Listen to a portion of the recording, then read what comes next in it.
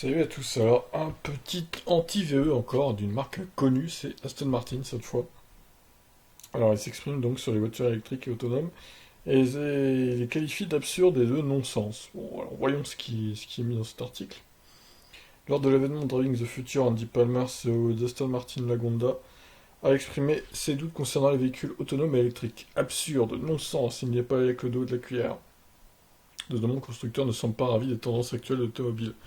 Andy Palmer, CEO d'Aston Martin, est assez sceptique sur l'avenir des véhicules électriques et autonomes. Durant l'événement Driving the Future, le patron de la firme de Gaydon a dit tout le bien qu'il pensait de cette technologie. Enfin, presque, après avoir exprimé ses craintes liées au Brexit, il n'avait pas hésité à qualifier la stratégie du Royaume-Uni pour le développement des voitures électriques de non-sens. L'électrique, ça ne le branche pas trop. Selon lui, les véhicules électriques sont une voie mais ne sont pas une panacée. Le Royaume-Uni essaie d'aller de l'avant et dit vouloir être un leader dans la technologie des véhicules électriques, mais en réalité, personne ne sait quelle est la bonne technologie pour dans 20 à 30 ans. En effet, le Royaume-Uni s'est montré enthousiaste face à la mobilité électrique et a pris des mesures pour devenir un acteur important de cette transition. Ce qui est tout à leur honneur d'ailleurs.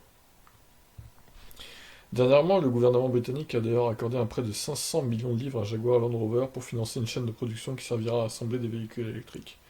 Pour Andy Palmer, cette stratégie est un non-sens. Alors que l'avenir des véhicules particuliers semble se profiler autour de l'électrique, le patron est presque sûr que dans 40 ans, il y aura des solutions au-delà des véhicules électriques à batterie. Ouais, enfin bon, pour l'instant, c'est ce qu'il faut dans le futur. Donc bon, après dans 40 ans, peut-être que l'hydrogène aura fait des progrès, je sais pas. On verra bien, mais bon. Pour l'instant, l'hydrogène, c'est loin d'être la solution. Bien que des technologies comme les piles à combustible sont prometteuses pour certains usages spécifiques, comme je disais, les véhicules électriques à batterie apparaissent tout de même comme la solution principale pour les prochaines décennies. En effet, leur rendement et leur simplicité de fonctionnement sont incomparables à toutes les autres énergies envisagées. De plus, la grande majorité des critiques qui leur sont adressées sont dues à leur batterie, comme leur prix, leur masse ou encore leur autonomie. La capacité massique des batteries a pourtant connu de belles améliorations, tout comme le coût du kilowattheure. Peut-être que l'avenir de l'automobile ne sera donc pas composé de différentes énergies, mais uniquement de véhicules électriques équipés de différentes technologies de batterie. Pourquoi pas? Alors, la conduite autonome, oui, mais pas de son vivant. L'idée que la conduite entièrement autonome soit généralisée de mon vivant est absurde. Alors, il a 56 ans, donc on peut penser qu'il va encore vivre 25 ans. Et je pense que dans 25 ans, la conduite autonome aura fait des progrès monstres et du coup, il y aura plein de voitures autonomes sur les routes, hein.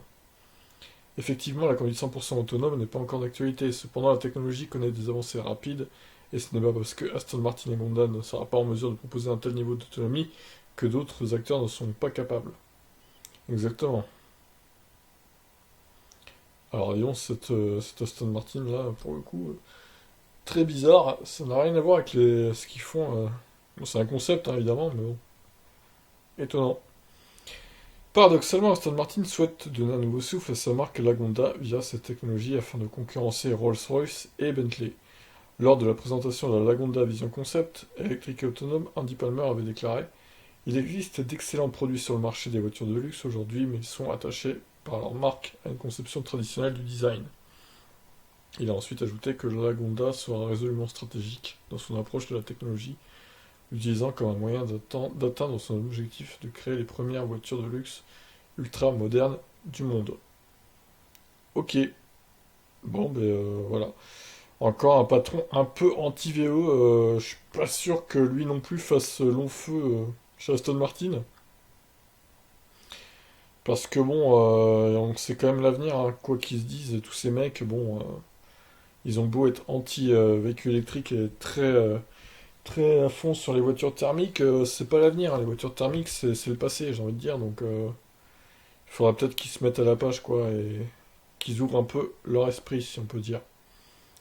Alors surtout que oui, la Rapid E qui est sortie là, donc Aston Martin se met aussi à l'électrique, donc quoi qu'il en dise, au final, bah, c'est pas lui qui décidera de l'avenir de sa propre marque, j'ai envie de dire. Il n'y a pas que lui qui décidera, quoi, on va dire.